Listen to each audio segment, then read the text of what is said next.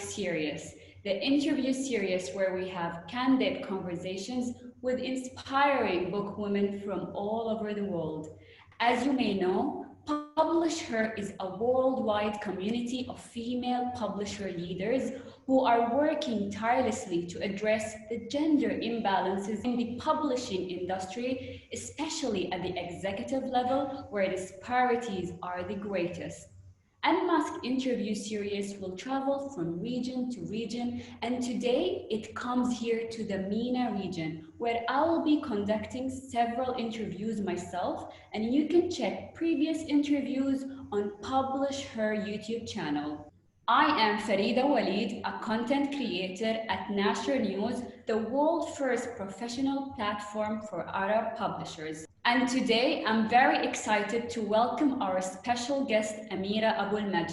A little about Amira. Amira Aboul Magd is the managing director, publisher, and board member of the Egyptian publishing house at Dar El Shorouk. She studied psychology and then joined Dar El Shorouk in 1998 as a children's book publisher with a vision of taking children's books in the Arabic language to new grounds. Since then, she has published over 500 titles, many of which have received national, regional, and international awards and recognition. And 2 decades ago, she was the first Arab children's book publisher to successfully break a barrier and manage to sell copyrights of Arabic books to various publishers in Germany, the US, Canada, and Korea. She has also served on juries of several children's literature awards, and since 2015, Amira has been overseeing the publishing of both adults and children's books at Dar El Shorouk. Welcome, Amira. I know you're very busy, so I would like to thank you for joining us today. Thank you very much for having me. This is a wonderful initiative, and I'm really, really happy to be here, to be part of it. It's our pleasure to have you. The Egyptian publishing industry is very huge and very competitive, and at times it could be unstable. What made you get into, let's say, maybe a risky industry? And tell us more about your journey from having a degree in psychology and into getting into publishing. It's an interesting journey, obviously for myself, because I did study psychology at the American University in Cairo, and I majored and minored in child psychology, and I was infatuated with that field. But unfortunately, at the time, there were not many job opportunities in which you could use that degree. So strangely enough, I worked in the project finance department in a bank, and for a few years after my graduation. But my heart was always with the books and with children. And then the coincidence is I met my future husband through my work, and he is a publisher, and he is the co-founder with his late father, of Dar El Shorouk. I did not join the company when I got married because I had my own career, and I was very keen on having my own career and my own financial independence. But then once my father-in-law passed away, I felt an obligation. And I must confess, it was an obligation because it's a family company, but really that's where my heart was, because I had already been traveling a lot to book fairs, whether Frankfurt or Bologna, because Dar El Shorouk is I think it's the first company, non-governmental publishing company, to publish high quality fiction and non-fiction books for children. So that's how it began for me. Immediately, my first reaction when I joined the company was, wait a minute, why am I here? I'm trying to sell something that nobody wants. Because at that time, and to an extent, but a much lesser extent today, the demand for children's books has been very limited. mainly because of the educational system, probably because of the culture. They are entwined, obviously, the educational system and the culture. You're encouraged when you're young. I mean, when I was young and growing up in Egypt, you're encouraged to study. You're not encouraged to read. And there's a huge difference, obviously. And unfortunately, it was always the English teacher encourages you to read books that are not in the curriculum, just for the pleasure of reading, whereas the Arabic teacher, you're encouraged to, you know, study. So when I joined the company, it was a huge challenge because I realized that because it's a big company, and because my husband, who started the children's book operation, really believed in it, many of the books at the time were not necessarily profitable, but you can afford to do that. I mean, everybody who works in publishing knows that some books carry others. So that's where I found myself. And it was a huge challenge because I had my own views, studying psychology and child psychology, and in a different system as well, the American system. And so I got down to business, and I just collected all of the children's books that were in the market at that time and started reading them. And the ones that are very, you know, like iconic, and when you say children's books in Arabic, you have certain names that pop up and they're like everything.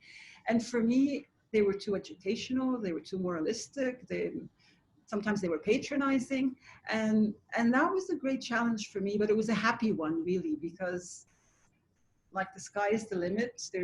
You need to do everything. And I started working on, you know, filling in the gaps, like where are the fun books, where are the funny books, where are the colorfully illustrated alphabet books and the word books. And we had a very good collection of nonfiction books and of folktale books. I must say, Dar El Shorouk was famous for like some books about the earth, geography, atlases for children. And we had cooperated at that point with like major publishers in the international arena. But for the fiction, that was a bit more challenging because you want your children to read stories from their culture. Now, there's a huge problem. There are two problems, actually, in children's book publishing in this part of the world, and more mainly in Egypt as well.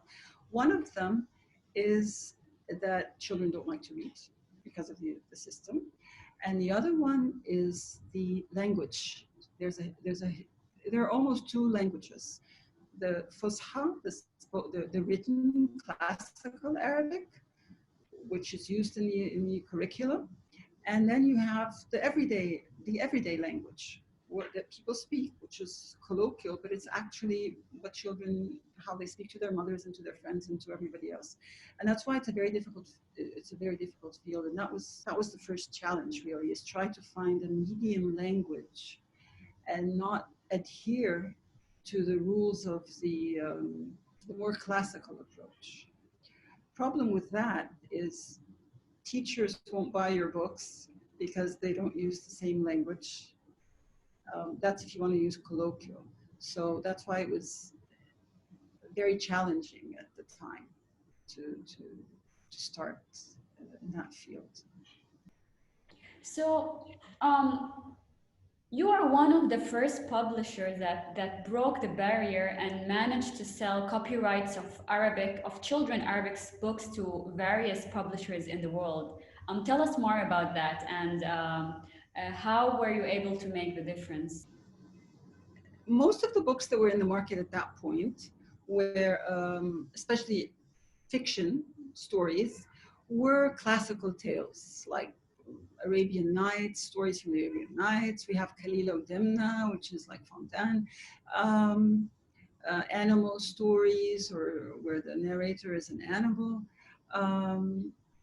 So the first thing I did was try to find normal, everyday stories that that discuss the daily lives of children. And I was really, really lucky to find, I had a great team when I started of authors, illustrators, whether in-house or commissioned. And I'm very proud that I had the opportunity to work with, and especially and as well as the illustrators.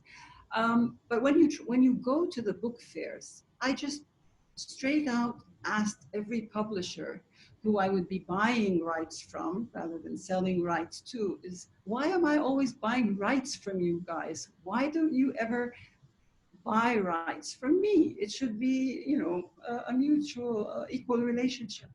And one German gentleman was very frank with me and said, there are often mistakes in your books. And I said, mistakes? No, never. We don't make mistakes. I mean, we're very strict with our editing and with our. And then he went into the details of the perspective of the child. If you have like a musical note, if that note is not illustrated properly by the illustrator to represent a real note, or if it doesn't make sense in the text, then the book won't work. And he gave me that example. And I took a look at my books and I made sure they didn't have those mistakes. And I was very lucky to, actually the first book that was published in German was a book written and illustrated by Walid Taher, who is a famous artist, illustrator, children's book illustrator, and it was his very first book. He was working in-house with us, and I was very proud that it was an in-house thing. The whole thing was like incubated in Dar El Shorouk while I was there at the helm of it, and then many others came after that. We had some things translated into German, French, one Canadian, and the rest is. But it was very exciting to have that happen. It was almost 20 years ago. I'm very proud of that, actually. It is actually, it's very interesting. So it's known that, as you said, Dar El Shorouk children books are highly unique with really, top quality illustrations. Uh, does this include any female contributions, or do you think that female publisher can play a different role than a male publisher, let's say, because maybe females understand children more because they're mothers, sisters, daughters? Give us your opinion on that. And the most important book fair really for me was Bologna. You learn so much just by being there, by meeting publishers from all over the world. And my first observation was that almost everybody I worked with, and we buy a lot of rights, especially for nonfiction books. Oh, I think everybody was female. I don't remember working with anyone who was not a female, really. And however, when you meet the president of the company, or you're invited to the reception at the book fair, or in the evening, the top management is always male. So that really was a very disturbing finding for me. I mean, I would, especially when I was new in the business. I mean, I knew where I was coming from, and I knew the hierarchy of the company and that it made sense. But then when you look at these huge companies, I don't want to name companies, but all over the world, the American companies, the British companies, everybody I worked with was female, but all the people at the top were. So to answer your question, yes, I think there must be a reason for that, that everybody that's doing most of the work is female. I don't like to be sexist either way, but I think we pay attention to details. I mean, I don't use myself, I mean, I studied psychology, but even if you haven't focused on child psychology, I think women tend to take an interest in it. And I think that's why they're attracted to this business in the first place. And when you choose to work in publishing or in children's book publishing, it's probably part of your nature. And so the fact that so many women are working in most of the publishing companies at all levels, except the top level, so that says, I think there is something for us to contribute that men cannot. However, at the managerial level, we have work to do. Yeah, definitely. So, during your journey in the publishing industry, have you faced any major challenges? You know, as a female, right? Hmm. Um, In I Egypt. I can't really say they were because I'm a woman, except maybe like at the Mhm. beginning when there are book fairs in Saudi Arabia, and I couldn't travel to Saudi Arabia because it's quite complicated, and because I don't want to cover my hair, because it's not who I am. I mean, you can cover your hair if you're in a sacred building, but that plus there are restrictions for women traveling, or there were when I joined this business. Probably there, I don't know, I haven't been there lately, but I will assume that that's not. But other than that, um, I don't think it's a real challenge. I mean, there are serious issues for women that characterize this industry or this business as compared to others. No, I think it's a good place to be in children's book publishing and publishing in general, because I do other kinds of publishing. I think women are appreciated to a great extent, as they should be. So we know that right now the publishing industry all over the world is having a tough time due to the COVID-19 pandemic. We would like to know how is the situation now in Egypt, and what things have Dar El Shorouk have done so far to face some of these challenges? Maybe programs or initiatives or collaborations. Do let us know more. Okay. Yes, these are crazy times, definitely. This year, I mean, here we are in halfway through September, and we're trying to think of where have we been for the past 6 months. Um, it's been very difficult, actually, in terms of sales. I mean, my company, we're a big company, we're a group of companies. We have the printing operation, we have the book selling operation, we have Shorouk Books, a chain of bookstores. Obviously, we market also online, and we do ebooks. Sales dropped considerably, especially in the first, let's say, 2 or 3 months, like March, April, May. It was really devastating, and we were unfortunate. We didn't have layoffs. We didn't have to lay off people at the company, but we had to make use of our time because people were not going out. And at the beginning, I must say, people weren't even reading because of the fear, because of the uncertainty, because of, you're following up news about the pandemic here and there and worried about relatives in other countries. So what we have done is we really stepped up our online business.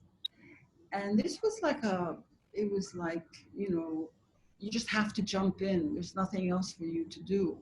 We stepped up the online marketing. We created new campaigns.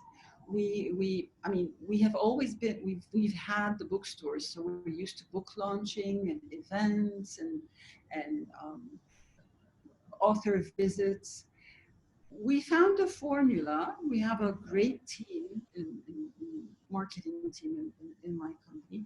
They found a formula to sort of keep both sides of it. We can keep people at home, but convince the authors to visit the bookstores and to sign the books, whether they sign them in our premises or they actually go physically. You don't need many people, but people got so excited about this campaign, like, hey, at any time you'll find, at any random time, if you go to a bookstore, you'll find one of Shorouk's authors standing there signing books and talking to other people on Zoom like we're talking now. So we changed, instead of having face to, actual, and it picked up immensely. People are very happy, and actually it's quite convenient, even I imagine post-pandemic, because not many people, not everybody can, go on time to an event. Now everybody's following these events. And the authors are very happy as well to be able to make their books visible, and I must say, we have a huge problem here, which is piracy. The online campaigns and the authors signing the books has helped in this, because if your copy isn't signed, then there is a possibility that it's a pirated copy.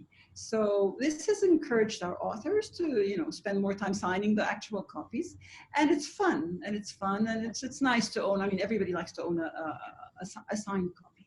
Another thing that we've done, which sounds very simple, but it was really amazing, the impact of it, is free delivery of books.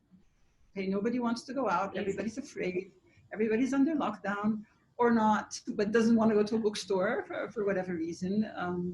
So this free delivery, it has really boomed our sales.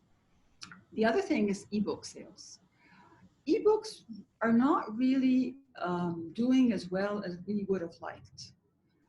We've been publishing ebooks, and they're available on several platforms. Of course, Kindle and Amazon, Google Play, and Abjad, and Storytel, and others. Again, after the pandemic, I would say there's like a 40 or 50% increase in sales. And one last thing that has also helped sales is the momentum after the Cairo Book Fair. Cairo Book Fair is the last week of January, and it goes through the first week of February. And we always have offers and special packages and things like that. So we were able to sort of continue that into the pandemic months in a way. And having said all of that, that's like triple the effort we would normally make.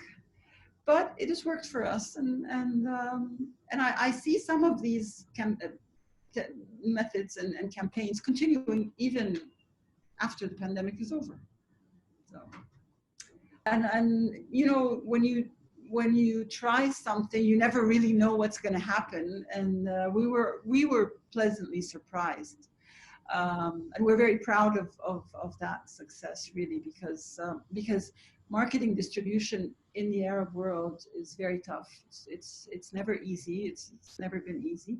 But so there's a bright side to this pandemic. The not so bright side is people not going to work, productivity really going down.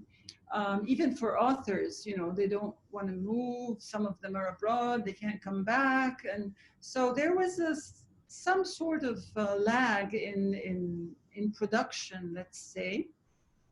But I think that's been picking up in the past couple of months, so it's good. It's good. That's amazing. I mean, you could be the start and others can follow your steps and do the same. So always someone should start, the first step to push others. I'm glad you mentioned that, because that's exactly what's been happening. People have been following. It's kind of funny, but we're used to that at Shorouk, I must say. You also oversee young adult publishing. Like since 2015, you've been in charge of that. What are the restrictions that you face with, selecting content for these stories and books? Okay, I oversee the whole publishing process. and all books.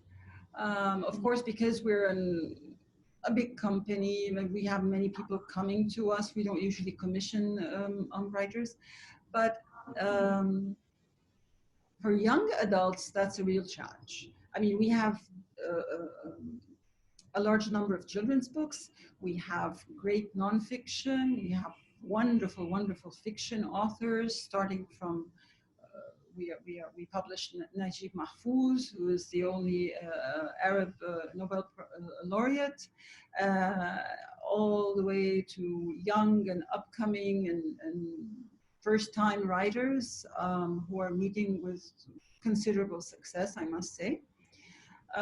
However, I'm glad you asked about the young adults, John, because that is a challenge for me, really.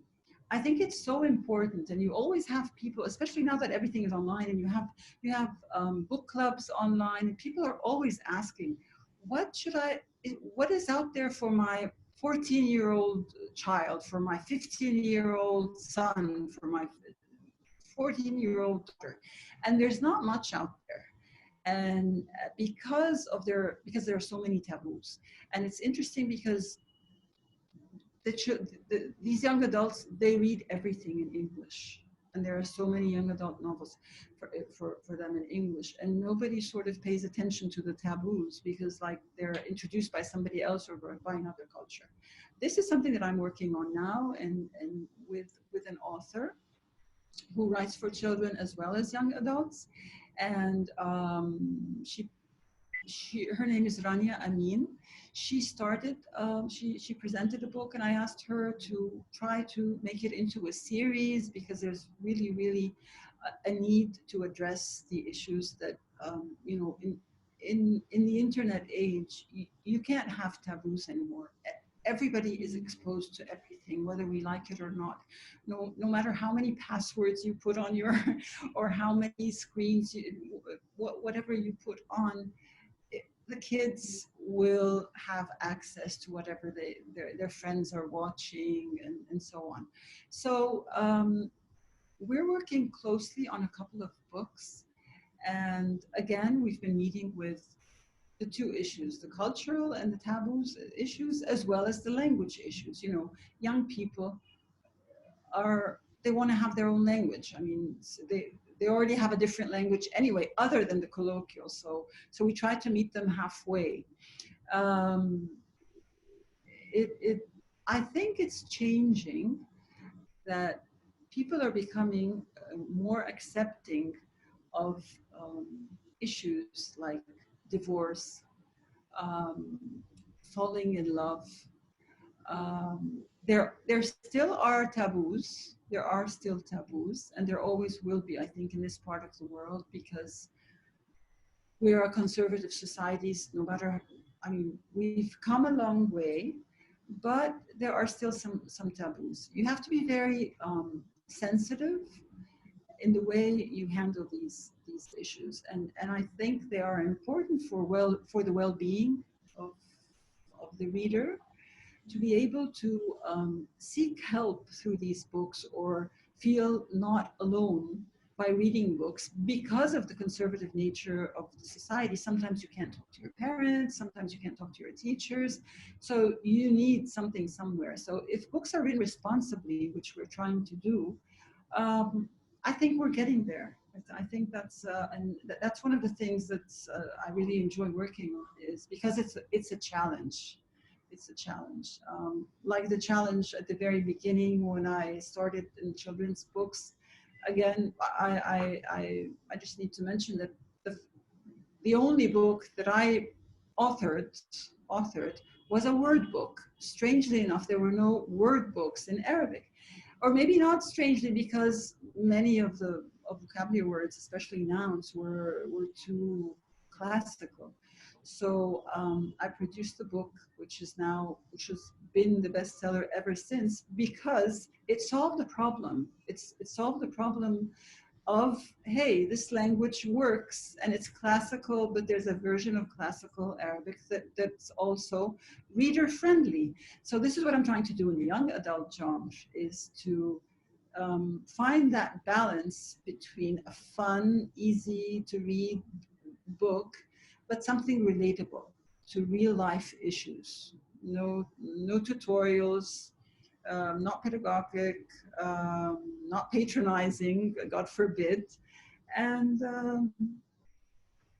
I think it's working out well so far. That's amazing. Especially the book that you wrote, which is a bestseller, because it's, I think you really knew what is missing, and then you did it. And that's I think the perfect way of, issuing children books. You need to know what the needs of the children. You need to know what is missing in the market. Thank you so much. Thank you so much for your time. It was a pleasure to have you. Sorry, we're running out of time, and we would Thank you. not want to stop talking to you and knowing more. Thank you for telling us about your journey, and it was a pleasure having you today with us. Thank you. The pleasure was all mine. And I hope this gives a window into what's going on in this part of the world to other women, as much as I've enjoyed watching some of the, especially the ones in Africa, about what's going on in other countries and other parts of the world. Thank you so much.